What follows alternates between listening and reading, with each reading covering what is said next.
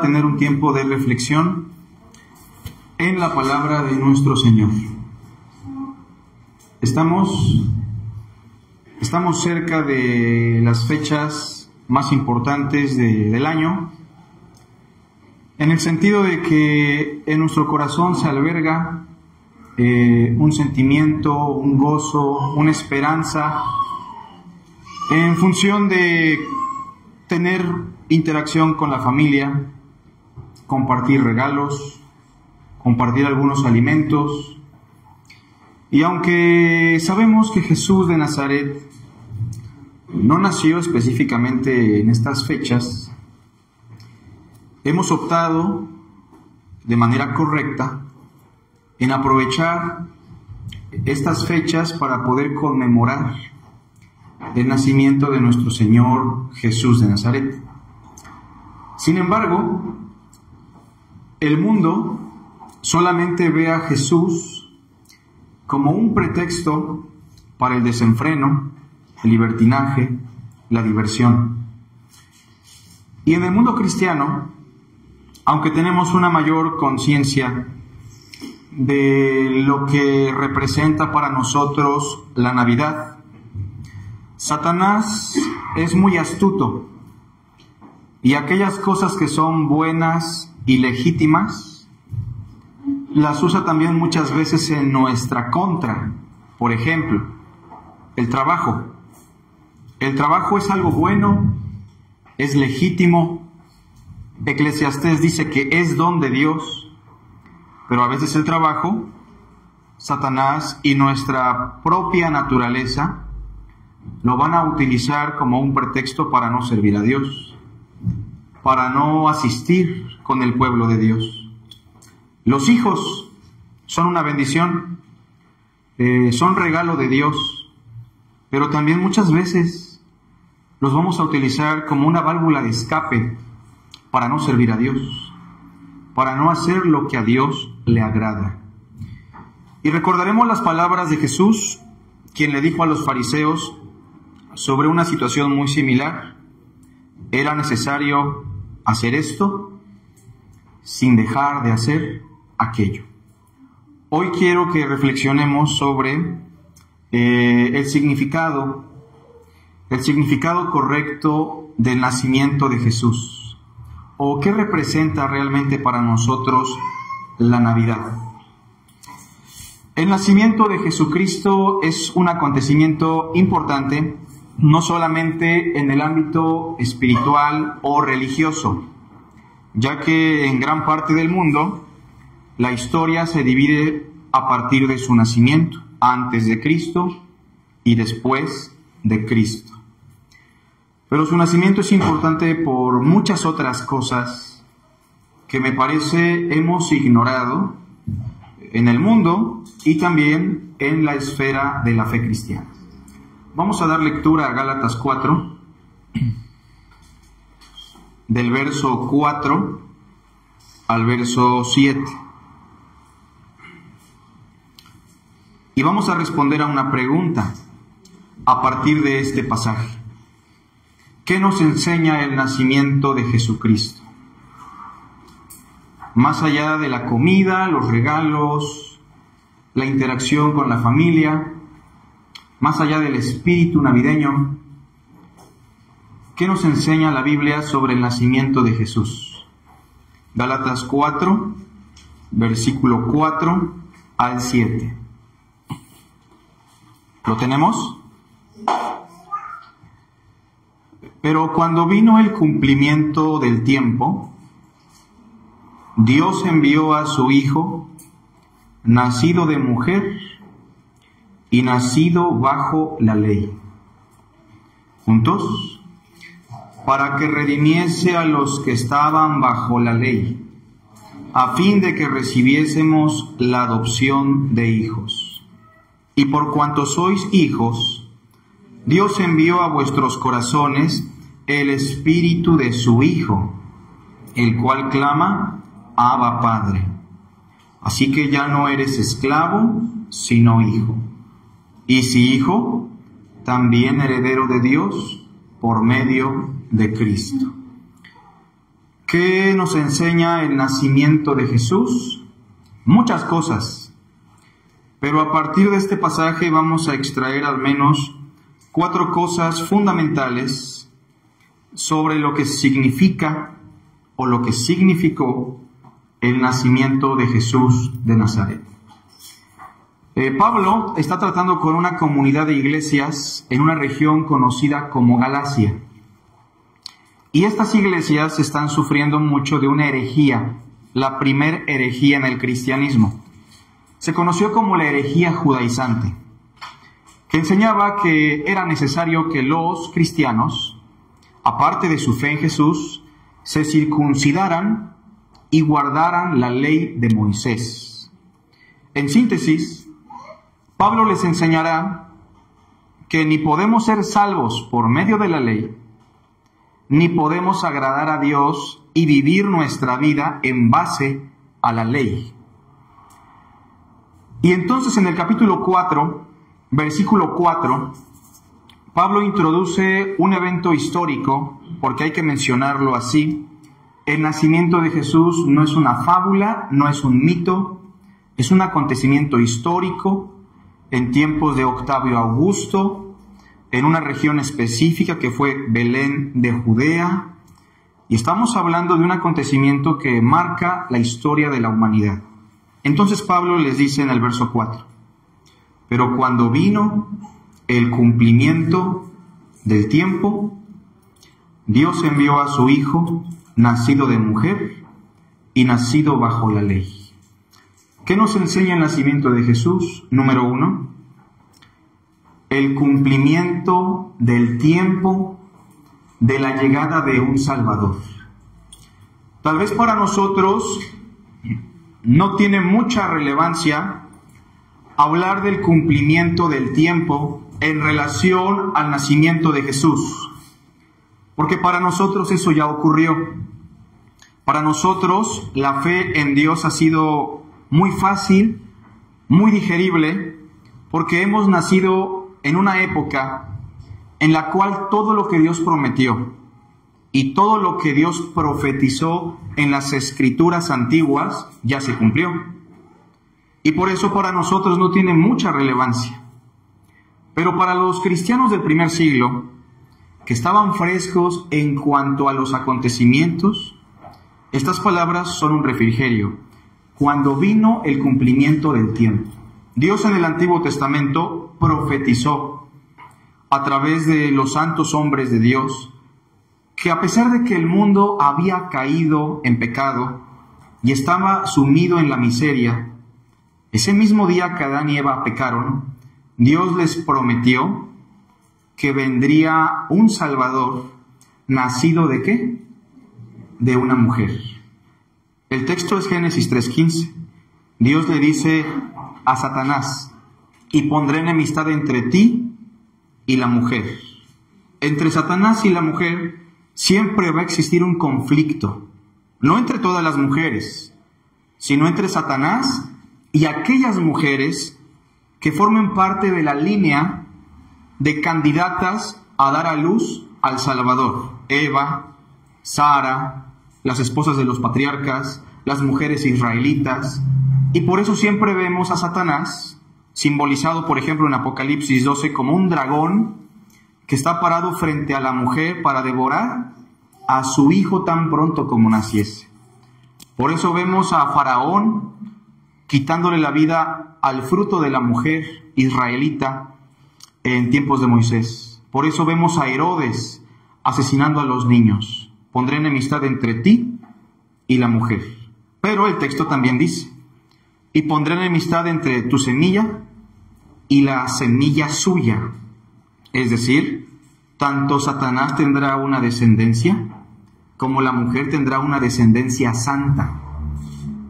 Lo primero lo encontramos en Caín y Abel. Según Juan, Caín era del maligno y Abel era un hombre de fe. Y como dice Hebreos, por la fe alcanzó buen testimonio de ser justo, porque sin fe es imposible agradar a Dios. Esa fue la única diferencia. Uno era de Dios y otro era del maligno. Probablemente Satanás pensó que Abel era el cumplimiento de esa promesa, la simiente de la mujer. E incitando entonces a Caín, lo que buscó fue arrebatarle la vida. Y por eso vamos a encontrar siempre en el Génesis un conflicto constante. Isaac, Ismael. Después tenemos a los dos hermanos gemelos, ¿se acuerdan? Jacob y Esaú. Después Israel con todos los otros pueblos. Pero el punto es que al final de la profecía de Génesis 3:15, Dios le dice a la serpiente: esta te herirá en la cabeza, lo cual es una figura de aniquilación, ¿me explico? De fulminación. Un hombre, una semilla de la mujer, va a acabar contigo, y sin embargo tú le vas a herir en el talón. Una referencia a la humillación y a los sufrimientos de nuestro Señor. Pero quiero que noten cómo ya desde el Génesis 3:15 no solo se estaba anunciando la llegada del Salvador, sino el evento del nacimiento milagroso a través de la mujer y no del hombre, porque el texto le llama la simiente de la mujer. Con el tiempo se va amplificando, o el abanico se va abriendo más con respecto a quién sería y cuándo llegaría. Con el tiempo se le dirá, por ejemplo, al rey David que este Salvador sería un hijo suyo, de su linaje, que reinaría para siempre. Isaías 9:6 nos dice: porque un niño nos es nacido, hijo nos es dado, y el principado está sobre su hombro, y se llamará su nombre Admirable, Consejero, Dios fuerte, Padre eterno, Príncipe de paz. Lo dilatado de su imperio y la paz no tendrán fin ni límite.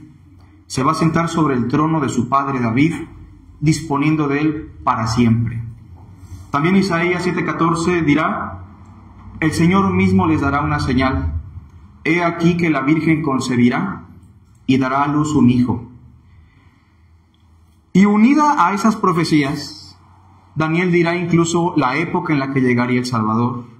Isaías y los profetas dirán que sería humillado, despreciado, desechado y exaltado.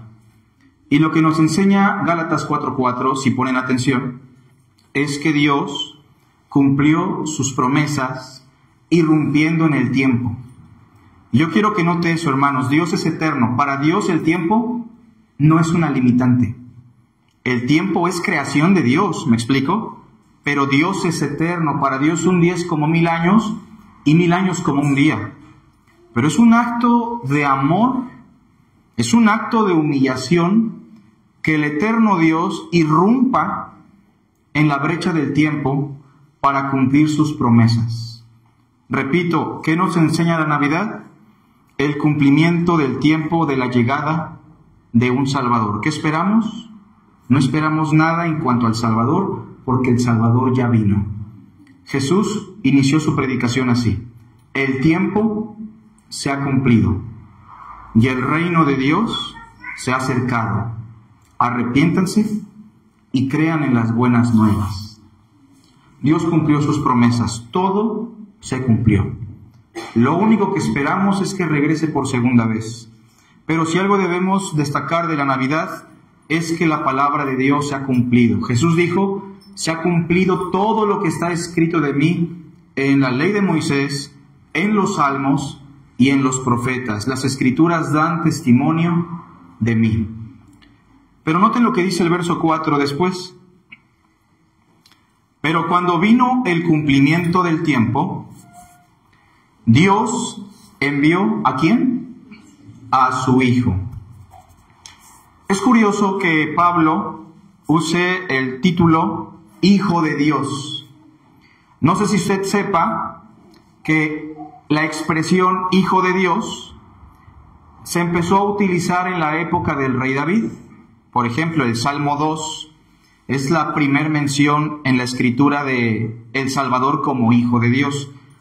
Yo publicaré el decreto, el Señor me ha dicho, mi hijo eres tú, note eso, yo te engendré hoy. Esto es muy importante porque es de ese texto que Juan utiliza la expresión el Hijo unigénito, es decir, el Hijo, el único que comparte genética, por así decirlo, que comparte género, que comparte la misma sustancia con el Padre. Pero la pregunta es, ¿desde cuándo y hasta cuándo? Mi hijo eres tú, yo te engendré hoy, lo cual es una expresión que alude a la eternidad. Por eso hay un credo que es correcto, que dice que Cristo es eternamente engendrado por el Padre. Algunos se lo saben, ¿no? Creo en un solo Dios todopoderoso, creador de los cielos y de la tierra, de todo lo visible y lo invisible.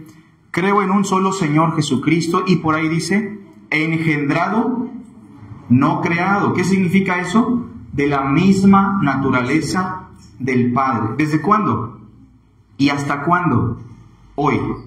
Es decir, eternamente igual a Dios. Pero esto es muy importante porque esta figura de filiación, que es un modismo hebreo, se utiliza para que el ser humano pueda entender la magnitud de quién es Jesús de Nazaret para Dios el Padre. Y mire, una expresión de amor muy grande, según Pablo en 1 Corintios 13, sería incluso entregar nuestro cuerpo para ser quemado y entregado y repartido entre los más pobres, ¿no? Y claro que una expresión de amor muy grande sería dar mi vida por alguien más. Pero hay algo que el ser humano ama más que su propia vida en términos naturales. ¿Qué es eso? Sus hijos, ¿o no? Tal vez usted podría dar su vida por un hermano, podría dar la vida por una persona, pero que usted dé a su propio hijo o a su propia hija, sería una expresión muy grotesca incluso, muy extraña. Y por eso la Navidad nos recuerda, punto número 2, la máxima manifestación de amor de parte de Dios. Dios amó a la humanidad, y yo creo que eso está muy quemado, y no lo entendemos, no lo dimensionamos porque hemos distorsionado el concepto del amor. Para la gente el amor es un sentimiento muy bonito, ¿verdad que sí? Para la gente eso es el amor, y por eso la gente se divorcia, y por eso la gente toma decisiones a la ligera, y por eso hay padres que abandonan a sus hijos, y por eso hay hijos que abandonan a sus padres, porque no tenemos un concepto correcto o adecuado del amor. Pero el amor, como lo hemos dicho en varias ocasiones, es una decisión, es una voluntad en la cual yo entrego mi ser para el desarrollo pleno de otro ser, a quien yo le he colocado un valor incalculable. Por ejemplo, la mejor expresión de amor en los términos de la naturaleza humana es el amor de un padre a un hijo, o de una madre a un hijo, ¿cierto? Incluso si hablamos del amor de pareja, no representa la mayor expresión de amor en el sentido estricto de la palabra. ¿Sabe por qué? Porque mi esposa tiene un límite para conmigo, y yo también tengo un límite para con ella, ¿me explico? Nos toleramos, pero si nosotros tuviésemos un hijo, ¿cuál es el límite de tolerancia para con el hijo? ¿Verdad que no hay? Nos puede hacer de enojar, nos puede defraudar, puede ser el peor hijo de todos como el de la parábola. Pero pregunto, ¿lo seguimos amando? ¿Verdad que sí? Ahora, quiero que note algo, y quiero que piense en el peor de sus hijos. Espero que no tenga uno muy malo. Ténganlo en mente, ya me tienen mis papás en mente. Quiero preguntarles algo. ¿Hay hijos más valiosos que su hijo? Usted va a decir que no.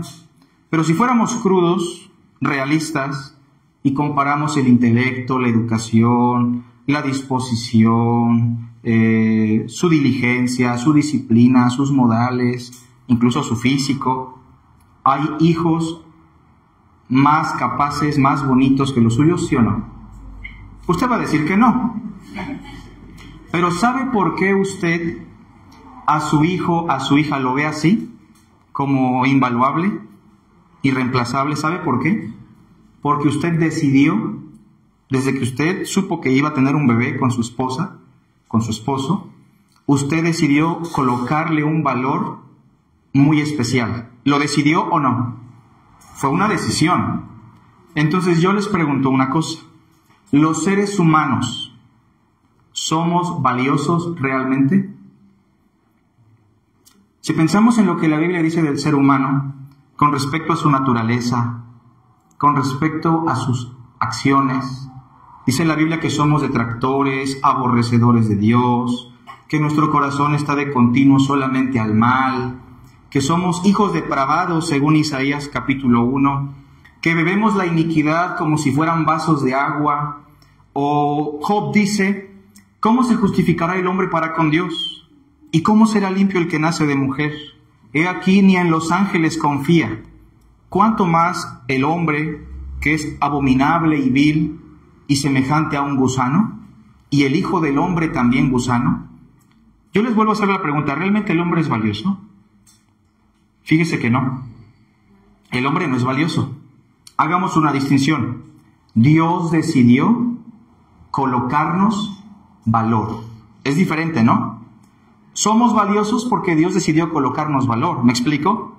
Pero por nosotros mismos no somos valiosos porque incluso hemos caído a un grado de depravación más bajo que el de los ángeles que pecaron.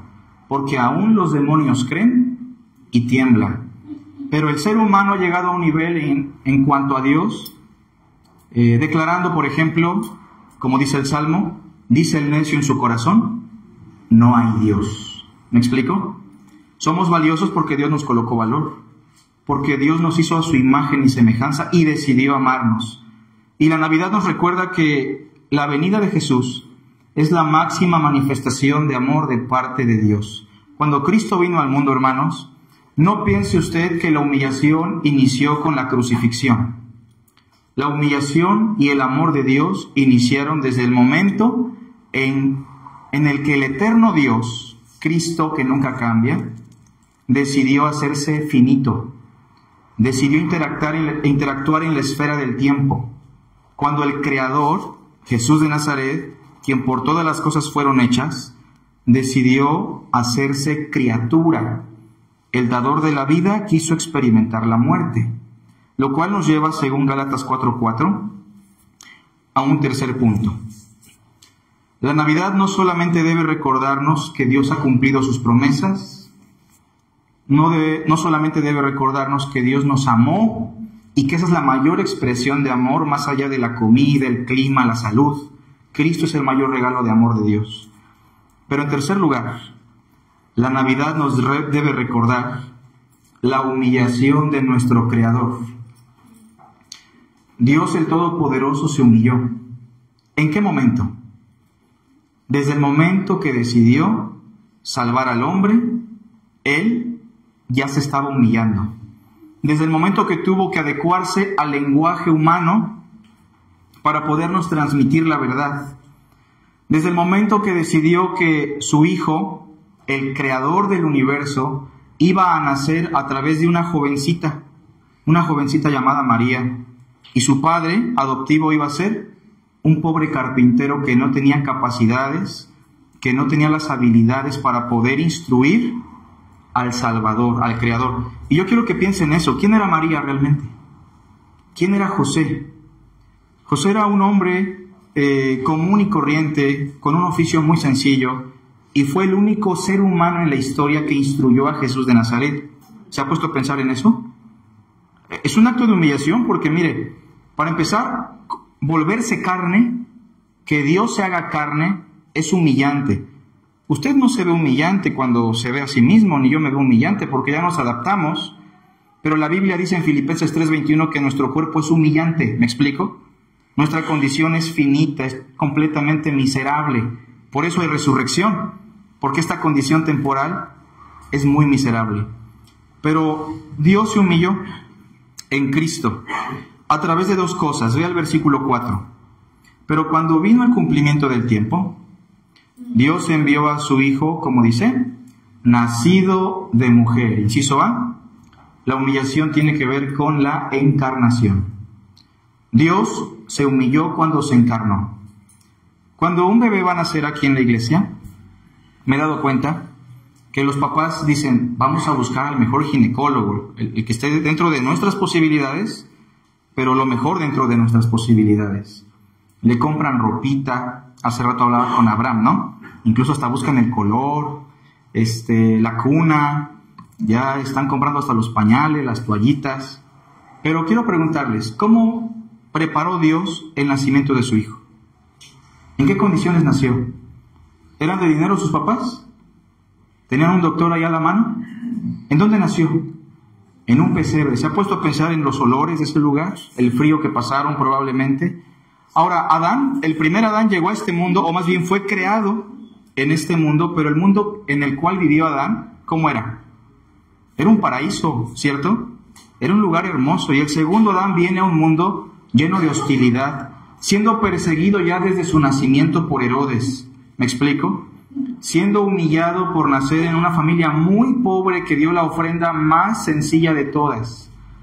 Y en ese sentido, hermanos, la encarnación es un acto de humillación, pero en la encarnación Dios estaba queriendo identificarse con el hombre. Por eso se encarnó, porque Dios quería conocer nuestra condición mejor, quería hacernos saber que Él se identifica con nosotros, que somos valiosos para Él, que nos ha colocado un valor a pesar de que somos miserables, para podernos entender en nuestras situaciones constantes como hombres. Así lo dice Hebreos, que por eso se encarnó, para ser semejante en todo a sus hermanos, pero sin pecado. Y la encarnación, hermanos, según Juan 1:14 nos dice, y aquel verbo se hizo carne y puso su tabernáculo entre nosotros. ¿Sabe qué significa eso? Un tabernáculo era una casita temporal, frágil, cualquier viento la tira. ¿A qué se refiere? A su cuerpo. Un cuerpo finito, mortal, temporal, proclive al dolor. Puso su tabernáculo entre nosotros, pero en ese tabernáculo, como en el tabernáculo que tenían los israelitas, dice el texto, vimos su gloria. Sí, la gloria del tabernáculo del Antiguo Testamento una vez al año se manifestaba, se llenaba todo de humo, pero cuando Cristo se encarnó, vimos la gloria de Dios en la faz de Jesucristo constantemente. Por eso Jesús dijo, el que me ha visto a mí, ha visto al Padre. Pero también es un acto de humillación, inciso B, como lo dice Gálatas 4:4, porque nació de mujer, eso es humillante, y nació súbdito a la ley. ¿Saben qué significa eso? Que Él nació sin pecado, pero no nació perfecto. A ver si me estoy dando a entender, ¿eh? Esto es muy importante. Cuando Cristo viene al mundo y nace, ¿nació sin pecado, sí o no? ¿Pero era perfecto? Piénsalo un poquito. La Biblia dice que el niño tuvo que aprender. El niño tuvo que ser perfeccionado, según Hebreos. Tuvo que sufrir para aprender la obediencia. El niño tuvo que memorizar. Cuando estaba en el templo, no le estaba enseñando a los rabinos. ¿Qué dice Lucas? Les estaba preguntando y se admiraban por sus preguntas. Y el niño crecía en estatura, conocimiento, sabiduría y gracia para con Dios y para con los hombres. Ahora, él tuvo que obedecer los mandamientos, ¿sí o no? Él tuvo que cumplir la ley. Él se volvió súbdito de la ley. Y miren, la ley no es Dios. La ley fue dada por Dios. La ley es temporal, Dios es eterno. Pero Cristo se subordinó a su propia ley. Si pudiéramos hacer un contraste, diríamos, el creador se hizo criatura, el dador de la vida se hizo mortal, lo cual es una paradoja, el dador de la ley se hizo súbdito a su ley, el Dios eterno quiso experimentar la temporalidad, y en ese sentido, hermanos, la Navidad nos debe recordar el gran amor de Dios cuando Él decidió venir a humillarse. Por eso Pablo dice, el cual siendo en forma de Dios, ¿cómo existía en la eternidad? En forma de Dios. No estimó el ser igual a Dios como cosa que aferrarse, sino que se despojó voluntariamente, tomando forma de siervo, hecho semejante a los hombres. Y estando en la condición de hombre, note eso, se humilló a sí mismo, haciéndose obediente hasta la muerte y muerte de cruz. Cuando Él triunfa en el desierto contra Satanás, ¿se acuerdan? Yo he escuchado hermanos que dicen, pero pues es que Jesús se sabía la Biblia porque Él la inventó. No, Él tuvo que memorizarla, ¿me explico? Él se la sabía de memoria porque se tuvo que esforzar. ¿Cuál fue la función de José, aparte de protegerlo? Instruirlo. O sea, quiero que vean cómo de lo más humillante Dios hizo cosas maravillosas. ¿Cómo es que Jesús conocía tanto la Escritura? ¿De dónde sacó tanta sabiduría? Sí era el Espíritu de Dios, pero Él tuvo que prepararse 30 años para llegar a ser lo que tuvo que ser. Y entonces, hermanos, de Navidad nos recuerda la humillación de nuestro Creador. Y punto número 4. ¿Qué más nos recuerda la Navidad? La redención de la humanidad. Y esto es muy importante porque tiene que ver con nosotros.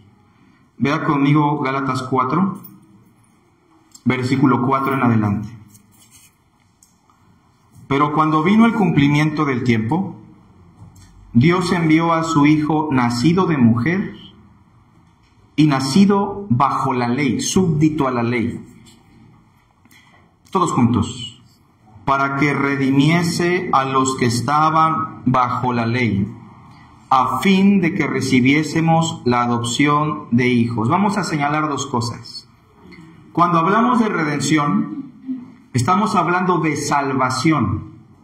La redención evoca la imagen de un esclavo que no puede ser libre por sí solo, pero alguien llega con el capital suficiente y paga el precio por ese esclavo y lo libera. Eso es redención. Ahora bien, cuando decimos que Cristo vino al mundo para redimirnos, estamos señalando dos cosas en particular. Inciso A, libertad de la ley. En el contexto de los Gálatas, en ese contexto, la gente que venía creyendo en el Dios de Israel desde el Antiguo Testamento vivía esclavizada en sus propios pecados, frustrada y miserable, porque querían alcanzar equivocadamente salvación por medio de la ley. ¿Y que el hombre se salve por la ley? En teoría se puede. Fíjese, el joven rico le dijo a Jesús: Maestro bueno, ¿qué bien haré para obtener la vida eterna? ¿Qué le dijo Jesús? Porque por gracia sois salvos. ¿Le dijo eso? ¿Qué le dijo? ¿Alguien se acuerda? Le dijo: cumple los mandamientos. Y el joven le dijo: ¿cuáles, Señor? ¿Qué significa eso? Que si alguien cumple la ley, alcanza vida y bendición, ¿sí o no? Eso es lo que dice Deuteronomio capítulo 26, 27. En teoría. Pero en la práctica, eso es imposible. Aparte, otro efecto de la ley, por nuestra condición caída, por nuestra naturaleza, es que subyuga al hombre a una vida miserable, religiosa, de protocolos. ¿Me explico? Pero para nosotros, que no estábamos bajo la ley y que no estamos bajo la ley, en este mundo y en este contexto, en México, hay personas que viven en esclavitud religiosa. A eso Pablo le llama los rudimentos del mundo, juntamente con los rudimentos de la ley. Vea conmigo el capítulo 4, versículo 3. Así también nosotros, cuando éramos niños, estábamos en esclavitud, como dice, bajo los rudimentos del mundo. Ve ahora conmigo en el verso 8. Ciertamente en otro tiempo, no conociendo a Dios, servíais a los que por naturaleza no son dioses, ¿cierto? ¿Qué es lo que pasó hace unos días en nuestro país? La gente se esclaviza, hace penitencias, hace sacrificios, se gasta el poco dinero que pudo obtener. ¿Me explico?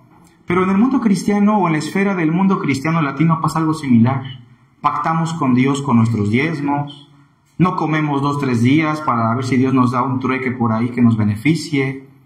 Empezamos a proclamar cosas, a pactar con Dios, a hacer sacrificios. Empezamos a hacer cosas que son lo mismo, pero en otro contexto. ¿Me explico? Rudimentos del mundo. Algunos no quieren comer cerdo, y lamentablemente la cena va a ser costilla en chile seco y cerdo. Algunos no quieren comer camarones. Otros no se comen un taquito de moronga si alguien se los invita. Otros hermanos dicen: no, pero ¿por qué ponen estas luces, estas esferas? Eso es pagano, es de los celtas, y las esferas representan a un dragón que va a salir al final. Es una caricatura, ¿verdad? Y la gente se inventa cosas, que si te comes el pan de muerto te va a hacer daño, que si vas a una casa y tuvieron una festividad, no comas porque eso te va a contaminar. Tal vez no estamos bajo la ley, tal vez no guardamos el Sabbat, tal vez no guardamos las purificaciones, no guardamos las fiestas, pero muchas personas que no conocen a Dios, como dice el verso 8, como estábamos nosotros en otro tiempo, están esclavizadas bajo los rudimentos del mundo. Y la salvación no solamente es que Dios envió a su Hijo para que ya no vayamos al infierno y vayamos al cielo. Dios envió a su Hijo para que seamos libres del presente siglo malo. ¿Qué significa eso? Que esta vida la disfrutemos en Dios, que esta vida la experimentemos en libertad. ¿Me explico? Que nadie nos juzgue por comida, bebida, días de fiesta, luna nueva, porque todo eso era sombra de lo que había de venir.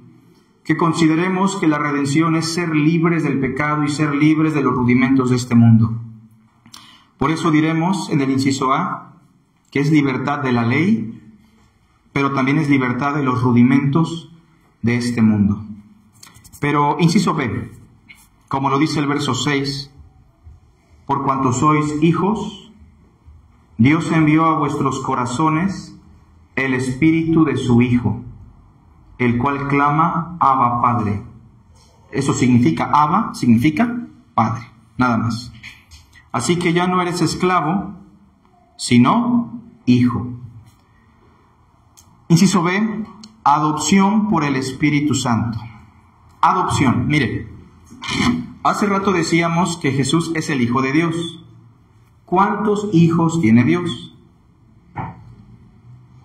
Uno, el Hijo unigénito. El Hijo unigénito significa que es el único hijo que comparte la genética, por así decirlo, la sustancia, la misma naturaleza con el Padre. Igualdad. Ahora, nosotros, los que hemos creído en Jesús, en su nacimiento, en su vida perfecta, en su muerte vicaria y en su resurrección, ¿somos hijos de Dios o no? Pero quiero que vea con atención el texto. Somos hijos, aunque no nos guste mucho, ¿verdad? Adoptados. Lea conmigo el verso 5 al final. A fin de que recibiésemos la adopción de hijos. Fíjese que en el griego el uso de las palabras es muy importante. La palabra ios, así como suena ios, es la palabra para hijo natural, como yo con mi papá, como Axel con su papá, es su ios. ¿Me explico? Comparten los mismos genes, la misma naturaleza.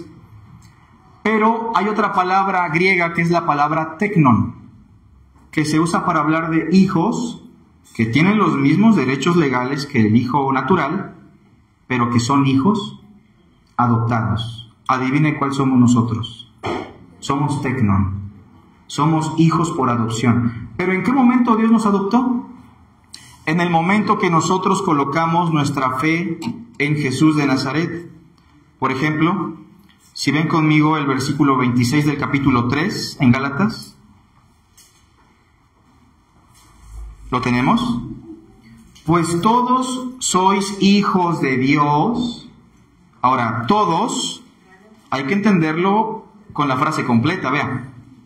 Pues todos sois hijos de Dios, Gálatas 3:26, juntos, por la fe en Cristo Jesús. Quiero preguntarle, ¿todo el país celebra la Navidad o no? ¿Toda la gente que vive en nuestro país son hijos de Dios? No.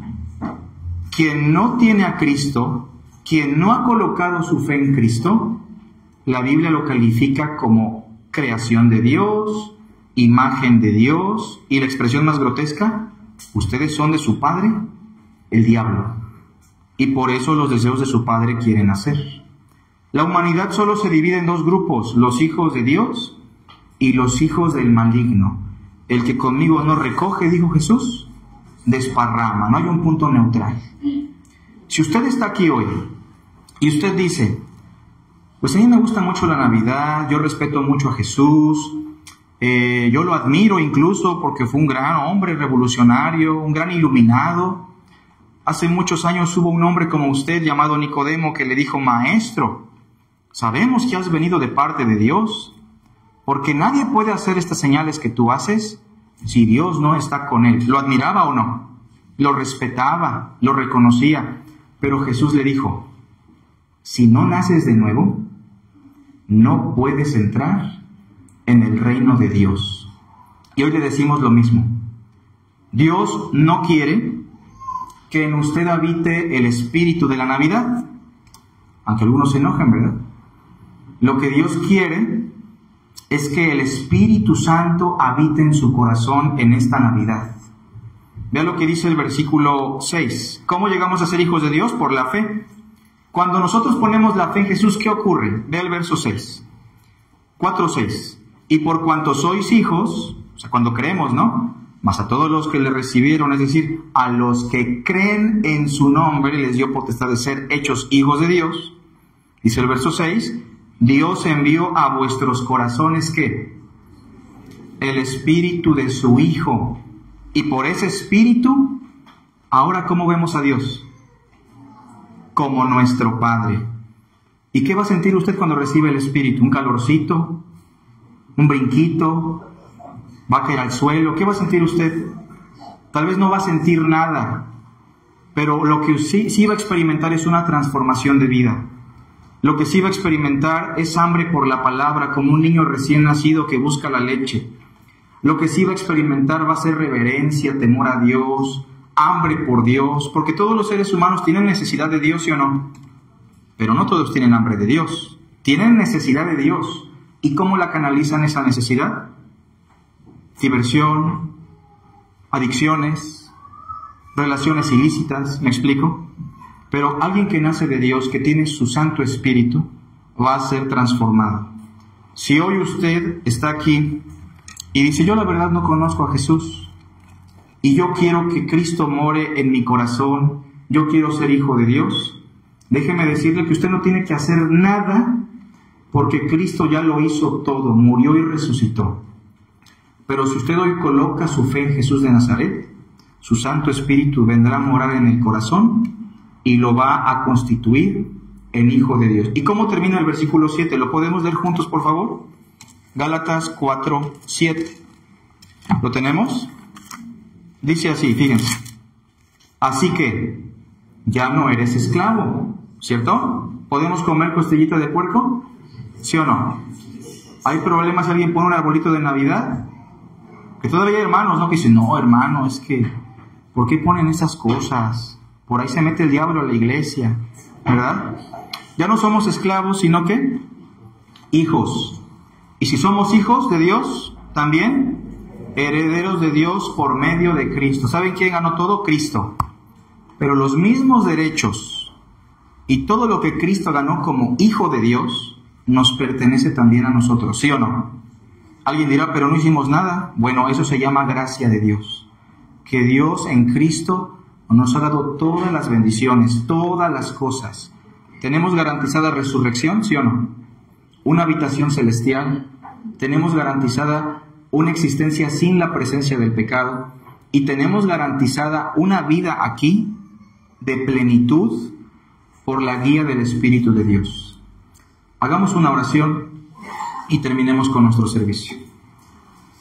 Gracias, Señor, por tu palabra, pero sobre todas las cosas, gracias por enviar a tu Hijo a este mundo. Permite, Señor, que tu palabra trabaje poderosamente en los oyentes. Permítenos agradecer, Señor, alabarte, glorificarte, porque tú eres bueno con nosotros, Padre. En Cristo Jesús. Amén.